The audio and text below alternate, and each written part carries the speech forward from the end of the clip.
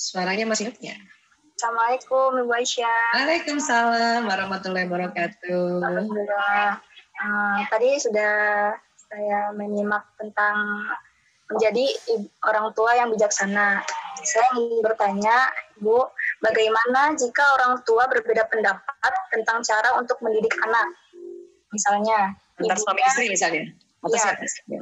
misalnya ibunya ingin anaknya menjadi misalkan dokter seperti Ibu Aisyah, atau menjadi hafizah atau menjadi hafiz, tapi ayahnya ini menyerahkan kemauan anaknya, jadi terserah anaknya ingin menjadi apa, dan itu yang lebih baik yang mana. Dan bagaimana jika bagaimana anak bisa menyukai atau menerima pilihan ibunya yang ingin menjadi seperti itu. Terima kasih Ibu Aisyah. Assalamualaikum warahmatullahi wabarakatuh. Waalaikumsalam. Mbak Risa sudah menikah kah? Kok kayaknya masih muda banget? Belum Ibu. Belum kan? Nah, iya. Usia berapa? Mbak Risa usia berapa? Insya Allah Desember ini 24. Tanggal berapa Desembernya? 31. Ya Allah. Sama kita ya, sama ya. Saya 17 kemarin. 17. Oh, Insya Allah.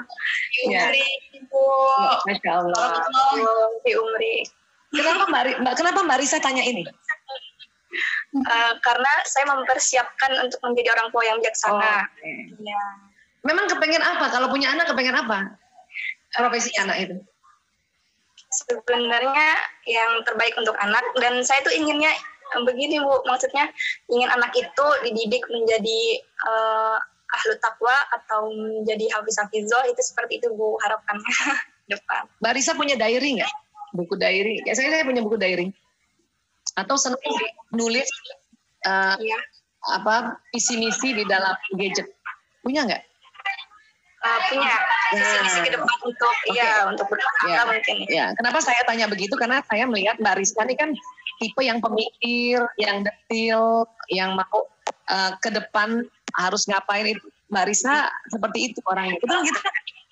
Iya benar. Ya, detil, mendalam gitu kan. Nah, Mbak Risa tulis di agendanya Mbak Risa atau di aplikasi note-nya di gadgetnya Mbak Risa, saya kalau nanti punya anak ya yang saya harapkan tulis di 1, 2, 3, 4. Nah, ini karena belum menikah ya. Ini bagus banget kalau belum menikah. Kalau sudah menikah lain lagi tipsnya ya, karena belum menikah dan wataknya Mbak Risa adalah watak yang pemikir dan mendalam. Ini dibicarakan sama calon nanti.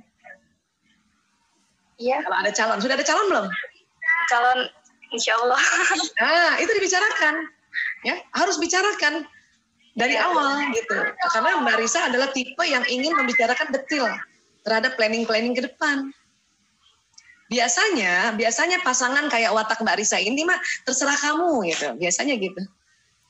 Gitu nggak pasangannya? Iya Ibu. Benar kan? Ya. Iya. Kalau sudah calon suami atau suami mengatakan terserah kamu, itu udah lebih enak Mbak Risa. Satu-satu apa ya? Nomor 1 tadi saya berharap anak Ananda hafiz Quran. Itu keren banget, luar biasa, power banget. Dan untuk orang tua sekarang itu harus itu. Ya, nah, sudah setuju kata suami, terserah kamu, terserah nanti kamu jadi ibu.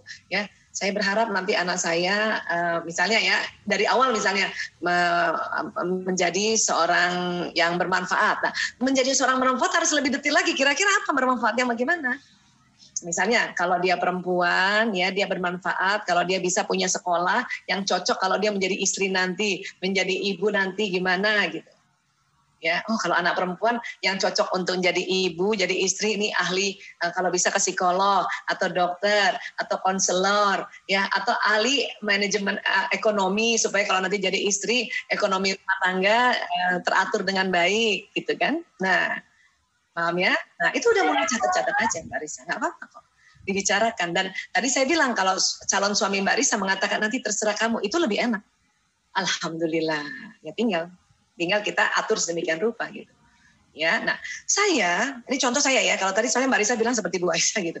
Saya waktu di awal, saya kebalikan ya. Saya yang orang terserah.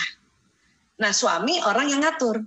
Dan keluarga kami punya budaya itu semuanya masuk dokter. Jadi dari sebelum nikah sudah dibicarakan sebelum nikah ini kami. Walaupun saya suka itu masih agak, harus dokter gitu. Karena waktu itu saya berpikir sebetulnya cita-cita anak sesuai dia dong. Harus dokter gitu. Tapi untungnya karena saya juga dokter, saya tahu bahwa sekolah kedokteran adalah ilmu sangat dasar. Dan semua orang bisa belajar itu. Kayak kita belajar tubuh manusia, tubuh biologi gitu. Bisa. Makanya saya karena yang misalnya harus dokter itu lebih gampang daripada harus insinyur teknik atau harus arsitek, itu lebih susah. Kalau harus dokter itu lebih gampang. Kenapa? Dokter itu belajar tubuh manusia, dia punya tubuh kok. Ya kan? Ya. Kalau misalnya harus jadi teknik mesin, belum tentu dia suka mesin di dalam tubuhnya. Ya nggak ada mesin-mesin perangkat seperti yang manusia punya gitu. Jadi karena permintaan keluarga suami itu masuk akal buat saya, maka saya dengan senang hati, dan saya juga harus seorang dokter. Nah, kalau sudah kayak gitu, dari kecil itu diedukasi anak-anak. Ya, diajarkan bagaimana seorang dokter bekerja, kita lihat ini loh tubuh kita ajarin anatomi. Muncul nanti minatnya. Nah itu tadi, minatnya. Ya. Kemudian, jangan salah, walaupun saya sudah ajarkan anak, edukasi anak dari kecil sampai dia besar, waktu SMA beberapa anak yang watak ekstrovert itu menolak jadi dokter. Ya.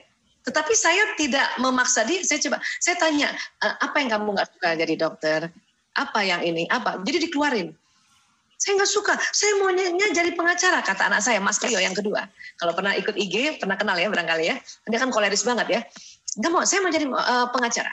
Dia bahkan protes sama keluarga ayahnya, kenapa harus dokter? Kenapa kita harus diatur-atur? Karena dia koleris. Ya sudah, saya posisinya adalah mendengarkan. Iya nak, ibu paham.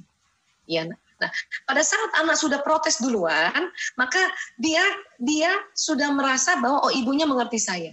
Tapi apa yang terjadi? Mas Rio itu di kedokteran sekarang cinta banget sama kedokteran. Kalau pada saat dia protes tentang masuk kedokteran dan saya marahin dia misalnya, ya kamu jangan gitu, nggak boleh kayak gitu, ya kamu nggak boleh bilang kedokteran itu buruk, nggak boleh. Itu bisa jadi pas kuliah dia benar-benar nggak suka kedokteran. Jadi pas SMA itu saya sengaja biar dia ungkapkan apa yang dia nggak suka, ungkapkan.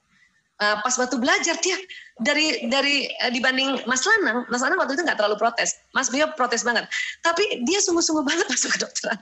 Itu cerita tentang keluarga kami, ya. Nah, jadi memang setiap keluarga juga ada visi misinya, makanya bicarakan. Mumpung Mbak Risa belum menikah, bicarakan sebelumnya, ya, bicara. Tapi nggak usah juga berpikir, aduh calon saya nggak cocok banget sama saya, nggak jadi ya saya ganti lain aja, nggak perlu gitu. Karena perlu bisa dimusyawarahkan. Apalagi nanti calonnya Mbak Risa ini lebih banyak terserah Mbak Risa. Nah, ingat ya, pada saat calon suami atau nanti insya Allah menjadi suami dan dia bilang terserah Bunda, terserah Umi, ucapkan terima kasih Abi, terima kasih Ayah, terima kasih, ucapkan. Ya, karena seorang laki-laki apabila dia sudah serahkan semua visi misi kepada istrinya, dia senang kalau istrinya ucapkan terima kasih, betul-betul terima kasih. Ya, dan ingat setiap ada juga penetapan visi misi, cerita juga sama dia. Walaupun kita tahu dia akan bilang terserah, tapi tetap cerita sama dia. Tetap ya diskusikan sama dia. Walaupun kita tahu pasti terserah ini. Baik Ibu. Ya, sukses ya. Jadi rencana menikahnya kapan? Doakan Ibu tahun depan, insya Allah. Amin ya Allah. Nikah masa pandemi enak loh. Ya irit. Iya Ibu. Lewat Zoom. Lebih irit ya Ibu. Iya Mbak Samsia nikah aja pas pandemi. Masya Allah.